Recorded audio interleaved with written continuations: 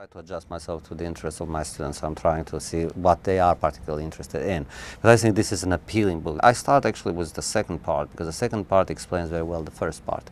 In the second part, he is in prison and he looks into, or he is between two prison terms, and he looks, for instance, into the experience of the Prague Spring and Marxist revisionism and reformism from above.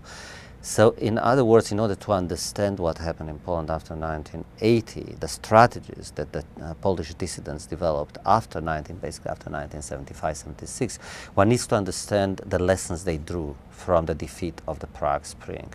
They understood that as long as the Moscow center, and in Moscow those who are in power, would not allow for any kind of experimentation, any kind of permissiveness and relaxation within the bloc, basically the free citizens, or the citizens who aspire or yearn to be free in the Soviet bloc countries, Poland, Romania, Czechoslovakia, you name it, GDR, would have to create their own niches of freedom, would have to create alternative spaces of freedom, enclaves of freedom, and then they will operate within the existing system in such ways to create a counterculture, a counter system. They even use the term counterculture. So I start with the second part, and then we look into some Polish history. I'm looking very much in democratization and how the systems, the old system came to an end, what forces brought the old system to the end, and what forces basically emerged to,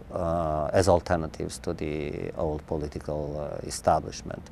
And therefore, so we move from the second part to the first part, and the first part is about solidarity and how solidarity came into being. I bring the story of the Catholic Church. I bring the relationship into the discussion, the relationship between the Catholic Church and the liberal left. Among other things, one of the great contributions of Adam Michnik is a book which is called The Church and the Left, which he wrote in the 1970s.